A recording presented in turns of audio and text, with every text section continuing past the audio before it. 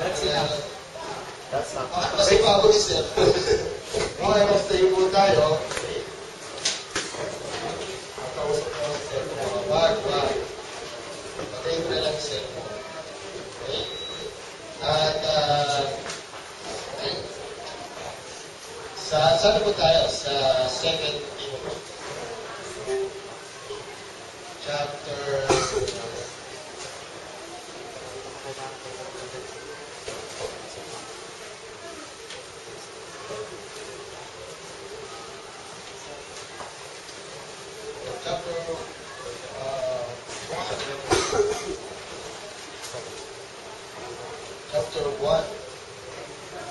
2 Timothy chapter 1. Verse 7 to 11.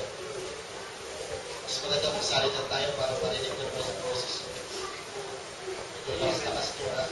Ibago yung mga boses ko. Verse 7. Sorry 2 Timothy pala. 2 Timothy. Ano sabi ko? 2 Timothy. 7 to 11. Verse 7, For God hath not given us the spirit of fear, but of power and of love and of a sound mind. Be not thou therefore ashamed of the testimony of our Lord, nor of me his prisoner, but be thou partaker of the afflictions of the gospel according to the power of God.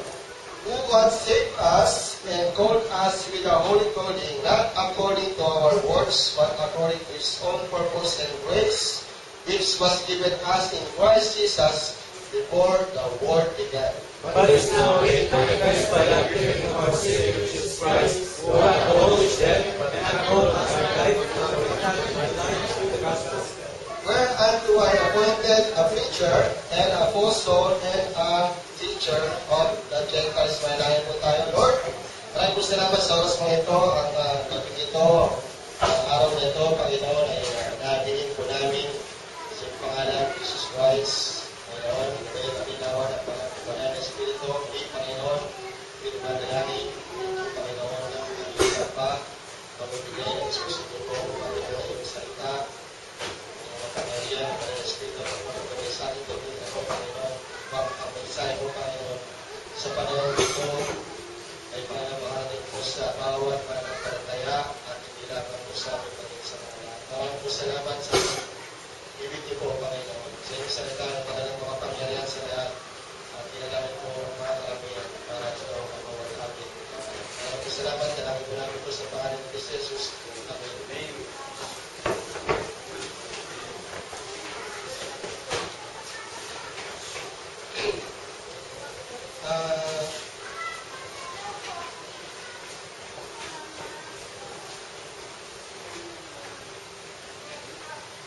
Yung ating pong title, we have the mind of Christ. 1 Corinthians 2:6. Kanina binanggit ko yung mind of Christ. Talaga naman, meron po tayong mind of Christ. Tayo po ay mananampalataya. At meron tayong testipan.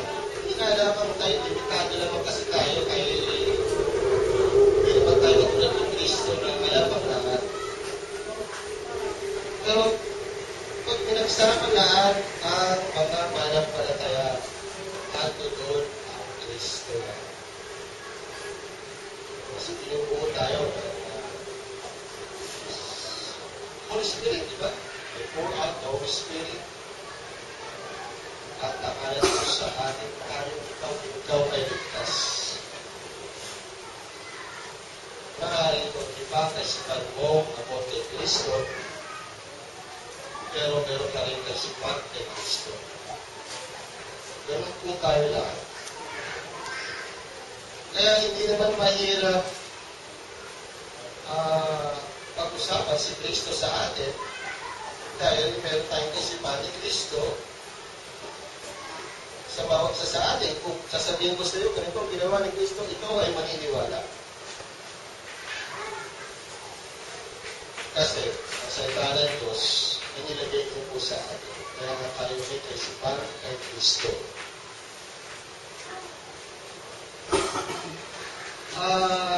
Ngayon, kung meron tayo kaisipan kay Kristo, maaaring magawa natin ang mga bagay na patungkol kay Kristo. At ang una nga dyan na ating tatabasay yung pananampalataya. Ano yung mga pananampalataya? Napakasimple lang naman kasi ng pananampalataya. Di ba? Pananampalataya, yung mga mangyayari pa lamang hindi mo nakikita. Kasi pag nangyari na yan, hindi na pananampalataya yan. Okay? Hindi na pananampalataya ang natanggap mo na. Ang lahat ng pananampalataya ay yung inaasam mo pa na. Ganun po ang ibig sabihin ng pananampalataya. Tayo po nananampalataya tayo ng mga bahay. Minsan sa ating buhay ay makakasama ng Panginoon. Yun ang pananampalataya. Ang natanggap mo na, is surrender, mananabong pananampalataya natin. But ikaw will live by faith. Ay pinamumuhay sa pananampalataya kay Kristo. At tandaan po natin, iba-iba na nga tayo ay mga Kristiyano na. Napakalaki ng pagkakaiba natin sa mga hindi mananampalataya. Napakalaki nga. Yung kaisipan na nga yung takbo natin ng isipan po natin iba sa hindi mananampalataya. Kaya nasa-separate po tayo. Iwalay po tayo parati. Naisipan po natin yung the way na tayo magsalita minsan, kakayanin na, okay? Ang libetan kasi nakakasalang buwa. Pero tingnan po natin yung bunga eh. That fruit. Yung bunga po natin, kailangan po tayong may resulta yung ating mga pagpapamagal o yung mga araw-araw natin ginagawa. Yun nga po yung ating way na tayo ay kumilos, lumalaw, dapat may resulta kakaiba sa kanila. Kaya nga po, we are people, we are regular people. So, marami talaga yung ating pagbubuhay, pagsipan, kung ano pa yung plano, iba yan. Ibang-iba po tayo. Kaya minsan nahihirapan tayo, di ba? Ayaw talaga sumabay sa mundo. Kapag hindi po mundo. Hindi ba nga, sabi ng Panginoon, tayo ay nasa mundo na nakapaligid sa atin ang kalaban. Hindi mo nga alam kung sino kalaban mo. Ang mahirap yun, ang takalan ng mundo, yung kapatiran pa pala ang kalaban. Pero, sana maging open-minded po tayo sa ating mga sarili. Kaya maging po tayo. Hindi po tayo naligtas kabilang sa siya naligtas para away ko yung kapatid. Sa pananampalataya, okay? Mayroon pong nilalaan ng Panginoon para tayo mabigyan ng ating isipan na magkasundo po tayo.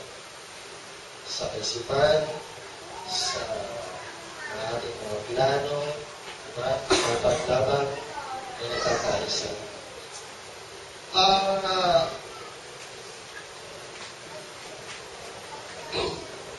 Ngayon, okay, sabi ko dito, sa Hebrews 6:4, bago tayo mag-ibigay yung mga pointers. For it's impossible for those who were, sabi doon sa Hebrews 6:4 hanggang 5, sabi na muna natin, for it's impossible for those who once enlightened and have tasted the heavenly gift and were made partakers of the Holy Ghost and have tasted the good word of God and the powers of the word to come. Pinakita na ng Panginoon yung mga pagkaganap sa atin, di ba? Nakikita mo mga ganap ng Panginoon at dyan, nasa po natin, di ba? Lahat. Kapangyarihan ng Diyos at kapanawas po natin, pinadama po sa atin yan, kaligtasan, kapangyarihan sa Diyos. Alam natin, there is good and there is always bad. Pag meron kong good, may bad yan, may bad side, okay? Kasi hindi mo malalaman ang tama pag walang mali. Wala ako sa kalagitnaan eh. Kumuha ka ng kabutihan, lahat pinakita mo, at merong nagustuhan ka. Tapos merong hindi naman nagkagusto sa'yo. There is good and there is bad. Hindi naman lahat, you cannot please all the people.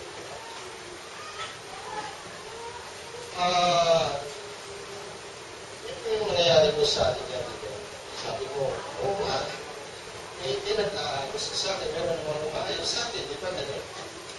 There's, sabi, I'm holy. Sabi pa ka, banal ako.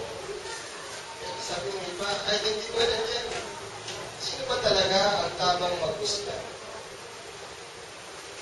Siguro ang Diyos. Kasi, no, hindi ko kasi na malaman na bilang isang Kristiyano kung paano po tayo gumawa sa pang-araw-araw po natin ginagawa. Meron kong lumilipas ng araw, di ba sabi doon, they will do every morning. Araw-araw may nagbabago. Kaya hindi mo pwedeng i-predict ang mangyayari bukas. Hindi mo kaya sabihin na ganito, mangyayari bukas, hindi. Maaari sa araw na ito, alam mo, mangyayari. Balik bukas, di mo alam. But, meron tayong kaisipan. Kaya pinigay ng Diyos sa atin. Panginoon, sabi ko ba, we are the kind of Christ. Hindi natin wala. At, di ba nga sabi ko, yung mangyayari pa, kailangan gamitan natin ang pananampalataya. Kasi, kung natanggap mo na isang bagay na nangyayari na, hindi na pananampalataya yan ang mawawala ka. So, yung things to come, ay ang point ng pananampalataya. Na alam mo mangyayari. Okay? Halimbawa kasi nung isang halimbawa ng okay, ito na po yung pointers po natin. Okay, faith. Okay? Faith. Hebrews 11, basahin po natin. No? Pinagtin po yung pananampalataya dito at yung mangyayari. Okay, Hebrews 11. Though, so sabi nito, so, okay, we understand that the words were made by the Word of God, so that things we are seeing were not made of things we do appear.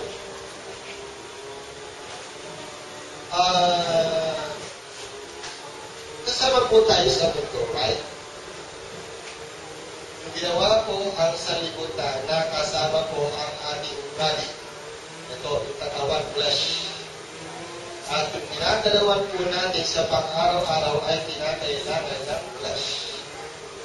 Ngayon, i-determine mo ngayon, ang gawa ng flesh sa pang-araw-araw mo ginagawa ay paano mo isasagawa. Magtanong ka. Lord, anong gagawin ko sa oras na to? So, doon yung papasok yung pananampalataya. Lord, sana ito ang mangyari. Ganito. Sa halimbawa, pananampalataya na hindi pa mangyayari o yung magaganap pa, pero meron kang faith, okay? Halimbawa, sinamusap ko si Brother Lito. Brother Lito, di ba, pagbibigyan ko naman ako